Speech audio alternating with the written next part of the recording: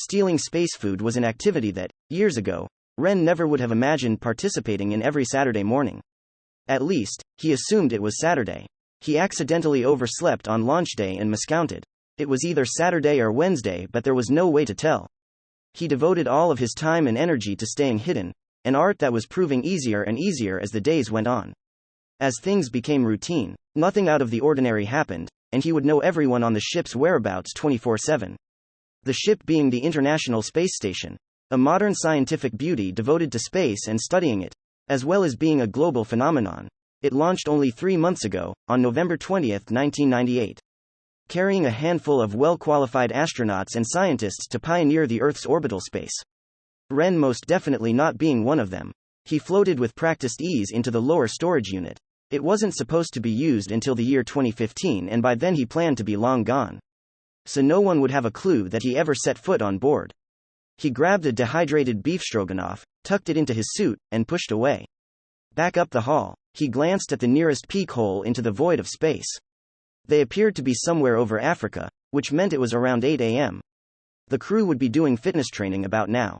Perfect. Ren found his way through the winding channels and halls, countless beeping monitors and gauges as the only decoration. He hadn't anticipated how bleak and lonely his mission would be. How his only company would be himself. He didn't realize that days and nights would be spent tiptoeing around, spying on people and gathering under the table data. He wasn't sent aboard secretly to be a tourist or have fun, no. He had a purpose. One he kind of regretted signing up for. The training had been the same. He did the same exercises and lessons as the real astronauts. On everything but paper, he was an astronaut. But he would never get the recognition. Never get awards or fame or even a handshake. And that was the worst part. Before Ren knew it, he was back in his little corner of the world. Or, his little corner above the world. A little room he made certain the crew would never have a reason to enter. Ever. Rearranged to have a small bed and cubby for his things. Nothing but a radio, a thing of Oreos, and several notebooks and pens. Notebooks containing quite boring research. Just as he suspected, the International Space Station was about as not shady as it gets, much to the dismay of his superiors. He prepared his 25th bowl of beef stroganoff in a row. Sighing as he poured the water, mixed it, and depressurized the meal. Bon appetite, he muttered quietly, digging in. It tasted exactly like the others, no surprise. Dusty and faintly of meat. Still, it filled him up and kept his body strong. Suddenly he glanced up, through the door and down his lonely hall. There was a light, flashing and bright red. No alarm, not that he would hear it anyway. They only sound on the crew's radio frequencies. But the lights meant alarms. Ren got up quickly, unstrapping himself from the floor and drifting down the hall. Everything was coated in red. His heartbeat crept up his throat, faster and faster as he floated to the first hatch. He had never been on HT either side. Never gone into the labs, but he knew he could see what was happening in there. Maybe turn it off. It could be a false alarm. For the first time in a very long time, thoughts of not getting caught completely dissipated from his mind. He punched the button and the hatch drifted open. Pressure release valves hissed as he was met with the sight of the first and biggest lab of the space station. It was almost unnerving how intense it looked. So many cases and tubes and pieces of technology he had never seen before in his life. He wished he could play around and poke at each one of them, but the light had begun to flash faster. He found the control panel and ran a diagnostic. Nothing. He cursed aloud and ran it again, hoping something came up. A loose air hose or some other kind of easy fix.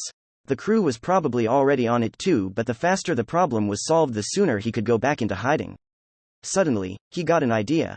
Ren paused, glancing around the room. Maybe, he thought, if I tune into their radio station I can hear them when they find the problem. And get to it before they do, fix it. He nodded, reaching up to adjust the dial in his helmet.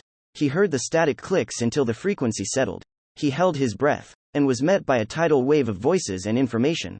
The first thing he heard was locations. Everyone stated where they were and where they would meet. Everyone was to head to the testing room directly next to where Ren was, which made him extremely nervous. There, someone mentioned something about cards.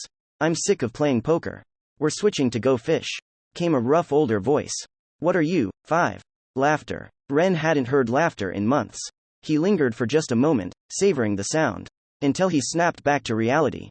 How on earth could they be talking about card games when something on the ship was clearly wrong? It didn't make any sense. He saw something move out of the corner of his eye, spinning around to see what it was.